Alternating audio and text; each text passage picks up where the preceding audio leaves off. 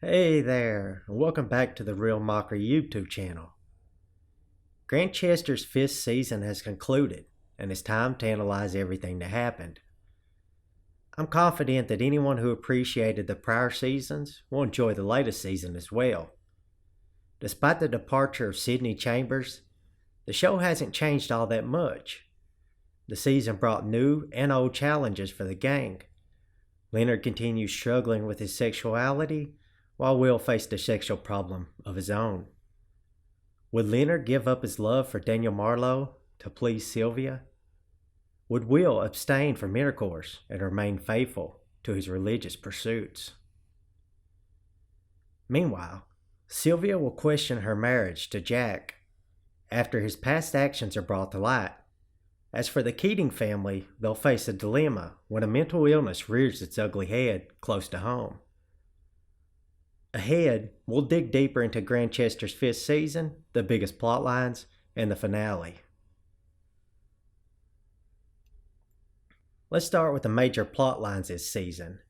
Matthew Butler and Vic Morgan are new characters. If you followed along with our previous video or you've watched the season already, you'll know that Matthew is a troubled youth. Vic is a boxing coach who intends to help kids like Matthew. Thanks to Will Davenport, Matthew is able to avoid jail time and is instead sent to train with Vic.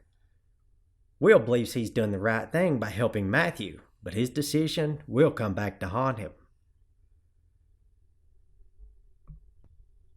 Also, Will Davenport develops a romantic relationship with another new character, a journalist named Ellie Harding. Their relationship will fizzle out halfway through the season because Will is celibate and he won't bend those rules. Will also has to struggle with the idea of his mother, Amelia, quickly jumping into another marriage with a man named St. John. He is worried that she is making a big mistake, but his mother isn't willing to listen to his assumptions. Sylvia will rethink her marriage to Jack after a man comes to town with an awful story to tell. Leonard will do his best to comfort Sylvia and rekindle her relationship with Jack.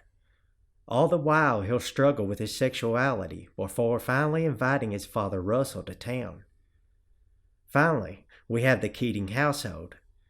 Kathy is taking on more responsibility at work, so Jordy invites her mother, Diana, to live with him and help out with the kids. While it works a little while for Jordy, this creates problems for Kathy. We'll soon find out why. Now let's jump into the finale. There are spoilers ahead. If you haven't watched the season yet, you may want to tune out now. By the time the finale comes around, we have already found out that Vic Morgan has been using the gym to molest troubled kids like Matthew. Will Davenport blames himself, since he sent Matthew back to the gym against his will. Matthew is now living in a run-down hostel because his mother has kicked him out. He has trouble finding work, and Will just can't face him. Leonard has successfully helped Jack win back Sylvia, but Leonard has problems of his own. His father, Russell, is coming to town, and we'll see that Russell is a major problem for his son. He's a drunk who likes calling Leonard a sissy and other hurtful names. During the finale, it alludes to the fact that Russell likely had a homosexual relationship with his landlord, Gideon. Leonard confronts his father about this, and Russell isn't happy about it. He tells Leonard that he needs to learn to keep his mouth shut. At one point, Sylvia catches Russell belittling his son. Leonard doesn't back down when Russell threatens to tell his bosses about his sexuality. Leonard tells him to do so. He goes on to say that he is finally happy and isn't willing to cower any longer. This causes Sylvia to have a change of heart. She ends up inviting Daniel to Will's birthday party. It seems that she's willing to accept Leonard as he is. Meanwhile, Will and Jordy investigate the murder of a nun named Nora, who was reported missing by her husband 5 years ago. That investigation and the subsequent outcome will have a major impact on Will. He'll develop a relationship with Sister Grace, who is in charge of the Order of St. Beatrice.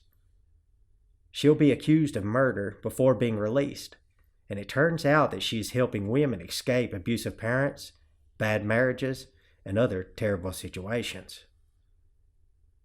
Will ends up sleeping with Grace, and that opens a new door for him. His celibacy is no more. Will returns to his mother and tells her that he is worried she is going to trap herself in a bad relationship with St. John.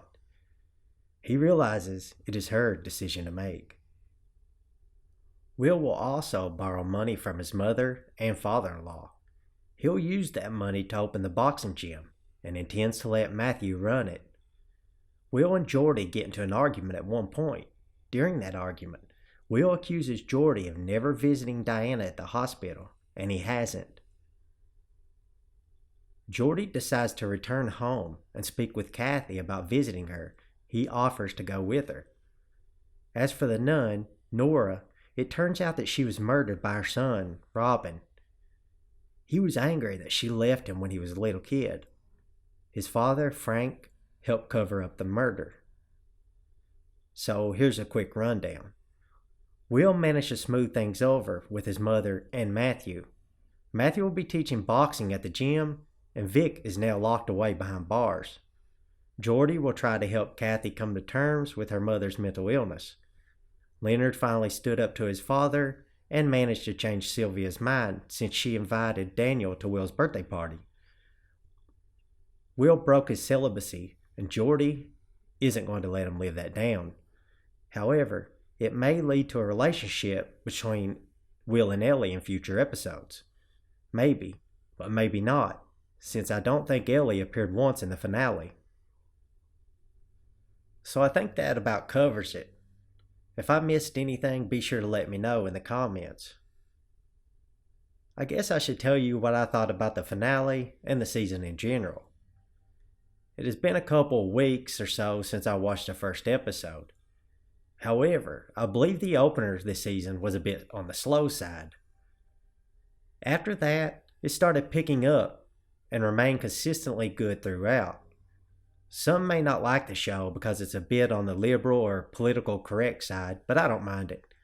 The show has always swayed that way, so it isn't anything new.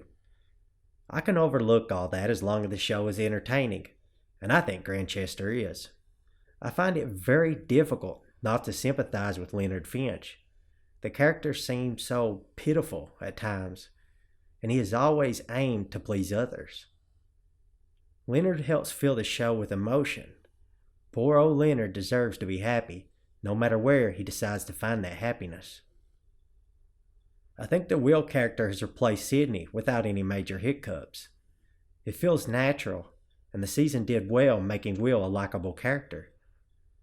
I wasn't too fond of Matthew early on because he created so much trouble, and he wouldn't stay out of it, no matter how much Will tried to help. I can understand why, and I'd like to see Matthew in future episodes. I believe that would add more value to this season. I really appreciate the show touching on the subject of child molestation, since many will not. Now is a great time to tackle that subject, with the Boy Scouts filing for bankruptcy due to lawsuits stemming from molestation allegations. Grantchester has always been very deep. It seems that the murder investigations delve deep into human emotions and human actions, often making it easy to sympathize with the culprit and the victim. Here in the finale, I can see why Robin felt the way he did. His mother left him, and he followed in the footsteps of his father, the only one left to influence him. As a result, he hated Nora, and that ultimately drove him to kill her. He was wrong, obviously, but it is usually easy to see where the characters are coming from. Geordie and Will are polar opposites on many subjects. Geordie is stuck in the past, while Will has a contemporary mindset most of the time. This is why many have decided to call Geordie outdated and even sexist. I'd say this adds to the realism of the show, because I would bet many men his age back then shared his views, although many will agree they're incorrect and insensitive. Times are changing, but Geordie is just too stubborn to keep up. That creates a dynamic relationship between Geordie and the new vicar. Overall, I thought season 5 was very good. It had a few hiccups here and there, but I enjoyed it. I think anyone who enjoyed the previous seasons would like it too. If you haven't watched the previous seasons, there's still time to do so. Season 5 will make its way to America via PBS before you know it. So, what did you think about the season? Was it a hit, miss, or something in between? I'd love to know. Remember that these are my personal opinions. They should have no impact on anyone, and they're not a personal attack on anyone who did or did not like the show. I hope they create a 6th season sometime soon. I'm already missing my weekly Grantchester sermons. You can catch up with the previous recaps on the Real Mockery website. Thank you for watching. If you enjoyed this video, be sure to subscribe to this channel and hit the notification button. That'll ensure you can get our videos quicker than anyone else.